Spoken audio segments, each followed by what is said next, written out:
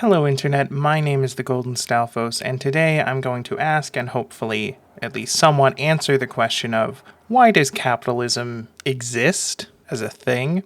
We all know it sucks, we all hate it, but why are we living with it anyway? Today I'm not going to spend any time talking about alternative systems or why capitalism sucks. I'm just going to talk about why it still exists, why it existed in the first place. Now, people who have been mind poisoned by capitalist rhetoric will say that, oh, capitalism has always existed. It's the natural state of things. But no, capitalism is only like 300 years old, and before that we had lots of other different kinds of systems. Some of them bore some similarity to capitalism. Lots of them had, money and profit seeking as a thing. It just wasn't the only thing. But capitalism is very new, at least in the grand scheme of, human history. However, it is still worth examining some of those older systems to see how it led to this. And it is worth noting that these systems go back a long way. The oldest bits of writing we have are cuneiform receipts, basically. This amount of bread was bought by this brewery. This amount of bread was stored in this grain house. Like, you would not believe how much cuneiform is just fucking receipts. At times it feels like the only thing they felt was worth documenting was the distribution of resources. And it's easy for someone who's lived under capitalism, and especially under liberal capitalist fucking propaganda, to see, oh, they were concerned about distribution of resources, just like we are, just like capitalists are. But the way they went about it was very different than the way we go about it. And I'm not going to get into the nuances here because I don't have the time or the expertise, but suffice it to say that while currencies existed even all the way back then, they were not the end-all be-all of resource distribution. There were also religious concerns, political concerns. Was this idea that like a certain amount of grain should be stored in case of a disaster or in case, the poor people needed it, that kind of thing. It's also worth noting that most of the documents we have regarding where resources were being distributed, even as far back as ancient Egypt, most of them were being distributed by and for the local governments, not by private companies or individuals. And over the years and across many, many different cultures, the way we value and manage resource distribution has changed drastically. The current capitalist system we live in came as a result of the merchant class rebelling against previous monarchical systems. However, the merchant class was only able to gain enough power and influence to have that kind of rebellion because the systems that those monarchies had set up before enabled them to grow. The core fundamental principle of capitalism, that profit-seeking is good and you should always do it, may be new, but profit-seeking itself existed long before capitalism. And long before capitalism, there were systems that rewarded people for seeking profit, mainly by giving them more access to political power if they had enough wealth. The most obvious example is every anarcho-capitalist's wet dream, feudalism. Under feudalism, rulership is decided by military power. Military power is decided by who can bribe the military. And who can bribe the military? Well, that's the rich people. Of course, feudalist systems tended to exist from a top-down structure, i.e. the king had all of the power and everything and then distributed chunks of it to people in exchange for their loyalty, which meant that it wasn't exactly easy for one of those individual people to start snowballing their wealth and power, even if they were profit-seeking.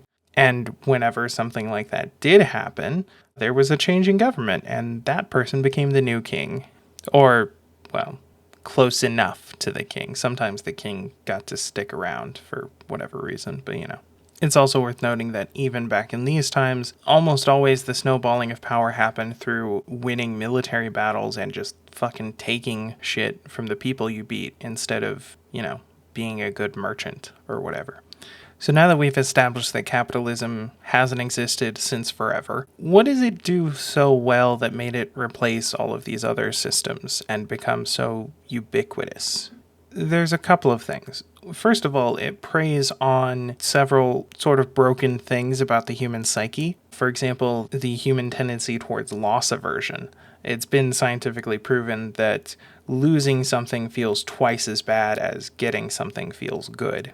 Now, that may sound really abstract and hard to quantify, and it is, but it's been repeatedly tested, so I believe it. To put it in simpler terms, if you could quantify it, getting $10 is worth 10 feel good points, and losing $10 is worth 20 feel bad points. And capitalism is sort of built around this particular quirk of human psychology. By reducing all of the complex things in life to a single resource that you need to manage, it's very easy to tell when you've gained or lost that resource. And it's very easy to make an entire business around preying on people's loss aversion, i.e., insurance, and also banking, and also the stock market. Similarly, capitalist systems kind of exist to prey on the sunk cost fallacy. The idea that, well, I've been here this long or I've put in this much effort, so I might as well see it through. But that's a fallacy. The actual outcome doesn't rely on putting in more or seeing it through. An excellent example is, again, the world's largest legalized gambling bracket, the stock market. See, the trick that makes the stock market work is that no one really tries to pull out all that much, because if everyone tries to pull their stuff out of the stock market all at once, that's what caused the Great Depression. And the only reason people don't try to pull out all the time is because of the sunk cost fallacy. I've already put my money in there, I've already put this much time and effort into it, I might as well wait and see if it makes a return later. I've already made a loss, I can't be averse to loss anymore. These sorts of psychological failures are the framework underpinning capitalism. It wouldn't work without exploiting these kinds of flaws in human psychology. Now, of course, that only explains certain industries and certain capitalist practices. It doesn't explain the system as a whole. And it doesn't explain why people would adopt this system over anything else. And to that, we have to look towards Occam. The reason people use this system is because it's stupidly simple. There's a limited number of resources on the earth. How do we decide who gets them? Well, I mean, we can come up with a complex system for measuring who needs what and distributing things and. Or we could just pass around a bunch of physical representations or digital representations of your ability to get stuff, and then you decide what you get by exchanging your notes that say you're allowed to get stuff. And in order to make sure this system requires no oversight or management or understanding at all, one get stuff note is equal to one stuff. It doesn't matter what the stuff is. And eventually, the notes aren't defining the stuff is defined in terms of the notes. You never hear someone say, this dollar is worth one McDonald's burger. You hear people say this burger cost $1.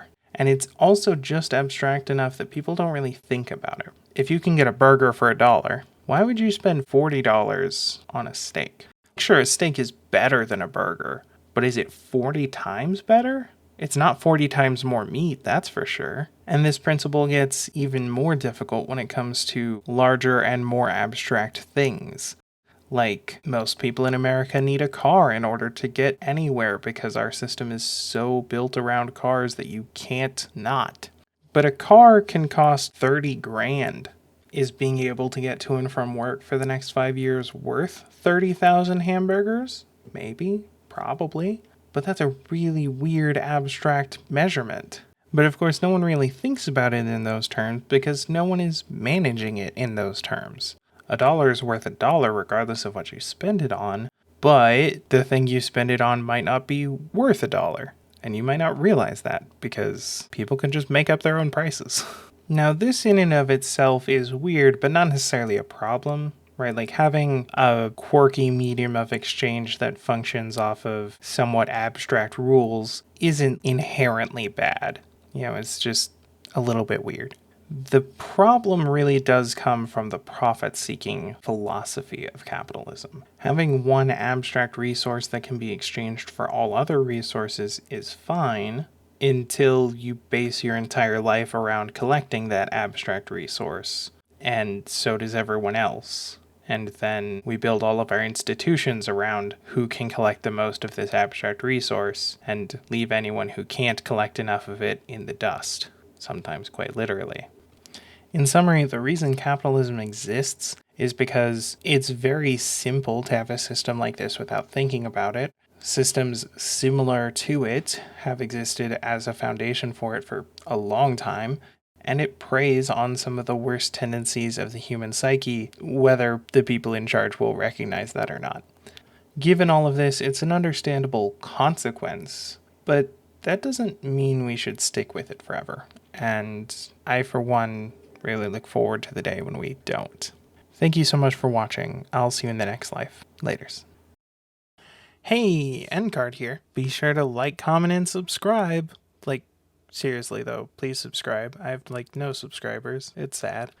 If you want to find me on other social media stuff, you can do that at the Golden Stalfos on basically everything. Links to that are in the description, as well as to some charities I like but am obviously not affiliated with.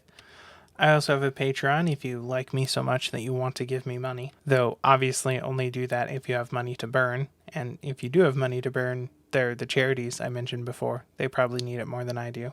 Mad ups to my girlfriend for doing all the editing for these videos. It's a really big help. Oh, and I occasionally stream on Twitch, so follow me there so you don't miss it. I don't have a formal schedule because when I tried to have a formal schedule, I couldn't keep to it, so oh well. Okay, thanks, bye!